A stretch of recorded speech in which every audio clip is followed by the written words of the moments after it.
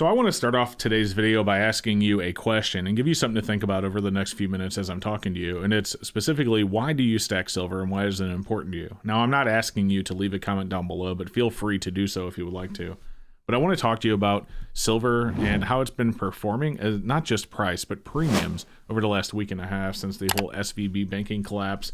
And, a few other banks that fell as well. Of course, the scare of a full-on banking collapse causing silver and, of course, gold prices to really go up quite a bit. Now, on silver's front, we actually saw a huge increase in the premiums. Now, I'm sure the majority of you that are watching this video know what premiums are, but essentially, premiums on silver are how much you are paying over spot to get, like, for example, this 1 ounce buffalo. So if silver is trading for, $22 an ounce, but you're paying $27 an ounce, you're paying a premium of $5.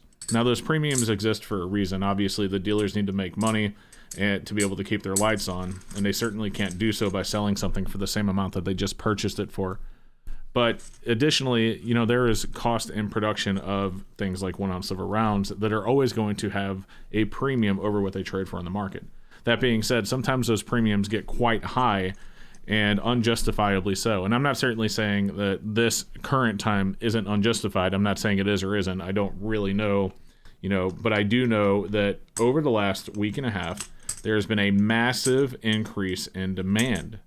Now, it's funny I say that because it wasn't very long ago that I was talking about how there had been a huge dip in demand. In fact, not long ago, I had an interview with Mike from Mid-America Coins, who had talked about how there was a huge drop in demand in his store. Now, it wasn't very much longer after that, not maybe a month or so, that I interviewed James, our sponsor from Bullion, and we had talked off camera about how they had, right after the SVB collapse, their biggest bullion silver day of the entire year, and I believe of 2022 as well.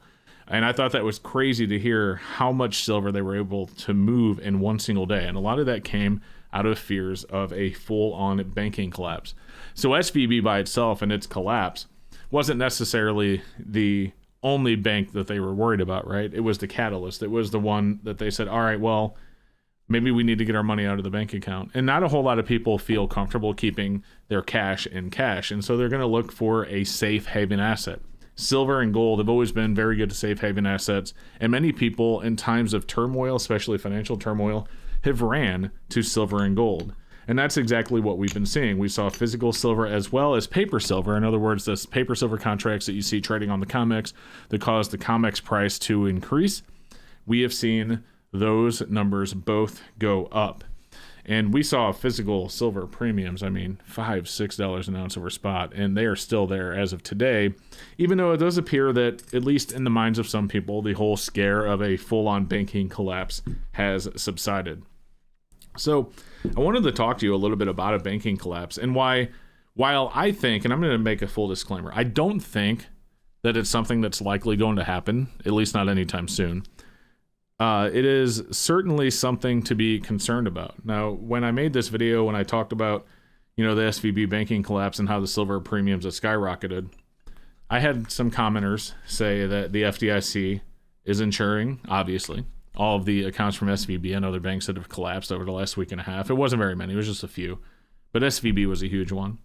And you're right, the FDIC is definitely there to insure depositors just in case you do go through the unfortunate situation where your bank account or your bank collapses and you don't have access to your account from the bank. That's when the FDIC steps in and they cover your deposits with their DIF, or their deposit insurance fund. One thing you need to know about the deposit insurance fund is that it only right now covers about 1.35% of all insured accounts. So in other words, if 5% of all the banks in the U.S. closed all at once, it doesn't have to be all of them, just 5%, or at least 5% of the accounts in the U.S. closed all at once, the FDIC would not have enough money to cover all of those accounts. Now, the government will probably step in, and I'm sure it has in the past. We can look back at 2008 to try and help out and ensure that all of the depositors have their money returned to them to keep the faith in the government banking system, something that's very important to the U.S. dollar being a world's reserve currency, is huge faith in our banking system. But what if that doesn't happen? What if it's just too much and the government, or let's say, what if the government defaults? Now, I believe that it's basically unconstitutional for the U.S. government to default, but that doesn't mean it can't happen. Now, again, I'm not saying, and I believe people that are telling you all the time that you're going to see a looming banking collapse and the whole world's going to come crashing down. It's probably more fear-mongering than anything, but it certainly doesn't mean that it's out of the realm of possibility. I think about all the time what I would do in that situation, and I believe that while gold and silver are incredibly important, there are going to be things that are just as important, if not more. Being in good shape and healthy, being able to create your own food, clean and distill your own water, is going to be huge survival skills, as well as things like first aid and obviously the ability to defend yourself. And we won't get into specifics because of the YouTube overlords watching the channel and be like, oh, don't say that word that starts with G, but making sure you have plenty of words that start with G and words that start with A to go along with them, and time on the range as well to be good with it. I think that's going to be very important, because the truth is, when people find out you have things that they want are important to them, they're going to try and come after them. Now, gold and silver probably isn't even the top of that list, right? I mean, having food and water is going to be huge. So I do, believe it or not, I do prep a little bit. I'm not saying that I'm one of the people out there that are building the bunkers and filling it up with 40 years of food reserves and air tanks and everything, but I do absolutely have at least a 6-month supply of water for me and my family, as well as food reserves, on top of the G and the A that we talked about, as well as gold and silver, because I do believe that in a situation like that, gold and silver are going to be that thing that you go to barter for. Because a lot of times, and this is one of the other comments I get all the time, people tell me that, well, no one's going to want your silver because food's going to be more important. Yes, that is true, but there's always been, for millennia, there's always been a medium of exchange, right? And so let's say, for example, there are 3 people. One person produces bread, the other person produces farm equipment. Well, the person who produces farm equipment wants bread, but the guy who has the bread doesn't necessarily need the farm equipment. And here you are in the middle with gold and silver. Well, you might need the farm equipment, so you would go over and buy the farm equipment, and then the farmer would in turn take that silver and trade it for the bread.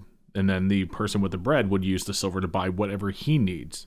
Now, of course, what I just said is an incredibly simplistic example, but it gives you an idea of what I mean with medium of exchange. Now, if you think about labor, for example, you offer your labor up for dollars that you then exchange for the things that you need. That's basically the same exact thing.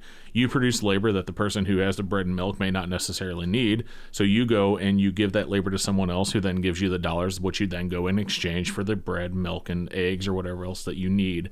And gold and silver have served that purpose for millennia, and I believe in a situation where the dollar collapses, gold and silver will revert to being that medium of exchange that it always has been for millennia. And there are certainly examples, now granted not in a robust economy like the US, but there are certainly modern examples of where gold and silver are used as a medium of exchange in other countries that have went through some sort of financial failure, for example, Zimbabwe, Venezuela, and others. So again, I'm not fear-mongering here, and I honestly think that the chance of that happening is a lot slimmer than a lot of people want to make you think, but it certainly doesn't mean that you shouldn't be prepared for it, and that's why I stack gold and silver, and that's why I believe it's very important, especially in times like this, and I also believe that that's why you're seeing the huge market fluctuations. Whenever there's even a hiccup in the financial world, people always run back to gold and silver, and that's why you see it go up.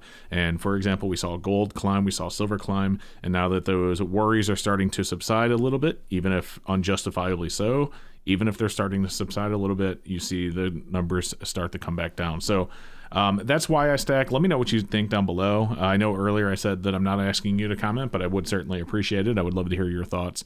And other than that, listen, thank you so much for watching my videos and being here to support the channel. It really means a lot to me. So I'm going to put a video up above here. If you haven't seen that one, go check it out. It's a video about where a coin dealer's bank account was closed on him with no reason by a bank that he was using for his business. Guys, thank you again so much, and we will see you next time.